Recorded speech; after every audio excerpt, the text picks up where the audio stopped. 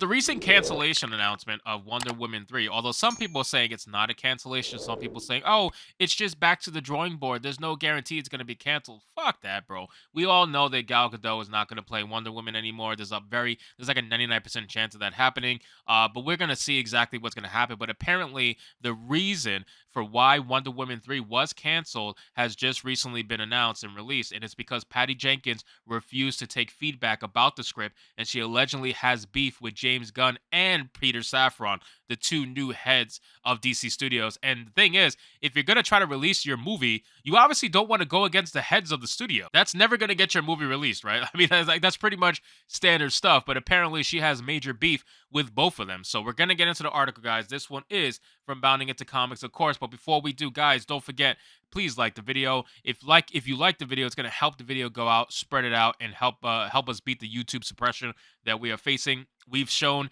that with the more likes on the videos, the more the videos go out, the more views it gets, and we just start to beat the suppression little by little. It's going to be a grind. I've been grinding it out, but we are going to do it. I promise you. So it says, Patty Jenkins' Wonder Woman 3 reportedly canceled because she refused to take feedback, allegedly has beef with James Gunn and Peter Safran. Though the prior announcement of Wonder Woman 3's cancellation framed the film's cancellation as simply a difference in creative visions, a new report claims that Amazon's next outing was actually canned because director Patty Jenkins refused to entertain DC Studios' feedback on her initial script. Now, I would be hard pressed to not believe them because let's be real, Patty Jenkins as a whole pretty stubborn. It's been proven multiple times, and she's just one of those females. You know what I mean? You guys get what I'm saying.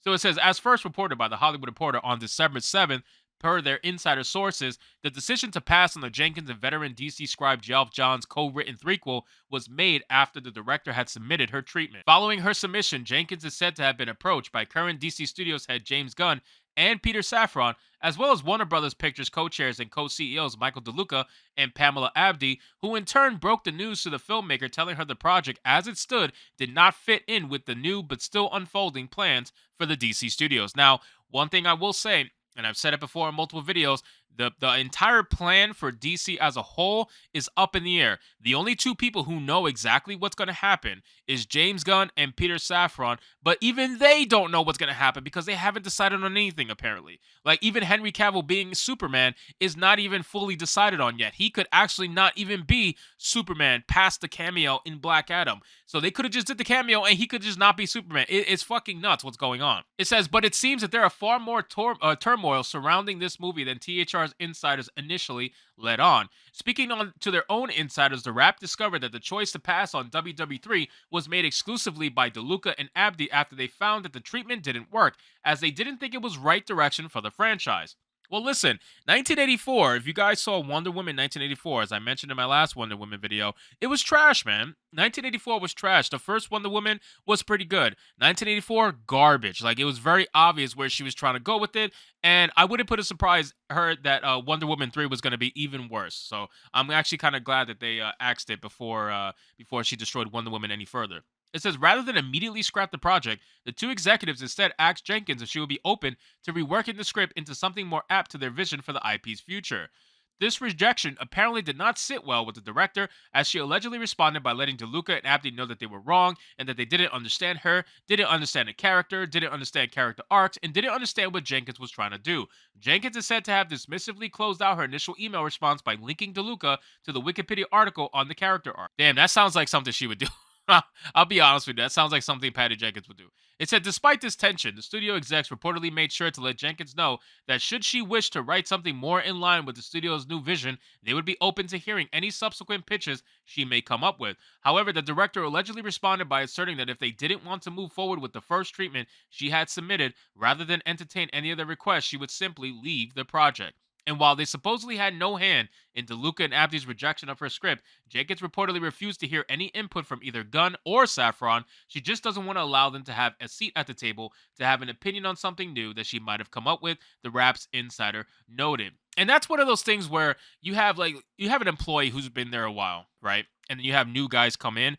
That employee that's been there a while is never going to show respect to the new guys who just came in. And that's exactly what she's doing. Jenkins is doing that 100%. She thinks she knows everything. She thinks she knows the best because she's been in charge of the last two Wonder Woman films. She thinks she knows the character better than everybody ever on the entire planet, except for Jennifer Lawrence, because Jennifer Lawrence is the one who started the entire universe.